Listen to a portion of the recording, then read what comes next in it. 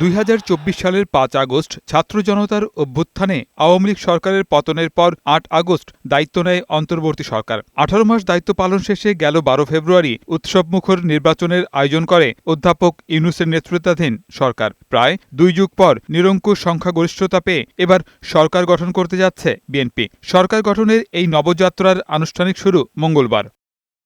এদিকে নতুন মন্ত্রীদের বরণে প্রস্তুত সচিবালয়, যেন সর্বত্রই সাজ সাজ রব পড়ে গেছে।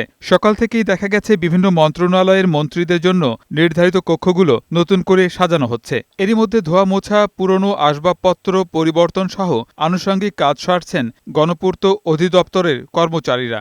বিশেষ করে অন্তর্বর্তী সরকারের উপদেষ্টাদের নামফলক সরিয়ে সেখানে নতুন মন্ত্রীদের নামফলক স্থাপনের প্রস্তুতিও চলছে। আর বারান্দা ও করিডোরে বসানো হচ্ছে নতুন ফুলের টব।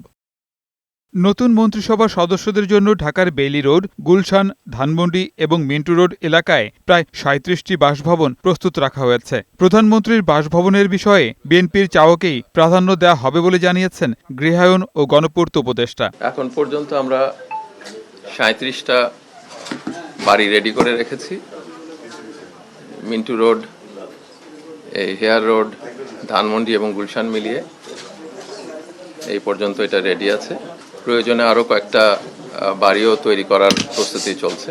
জানা গেছে প্রাথমিকভাবে মন্ত্রীদের জন্য 50টি গাড়ি প্রস্তুত রাখা হয়েছে। গোলাম মোর্শেদ, বৈশাখী সংবাদ, ঢাকা।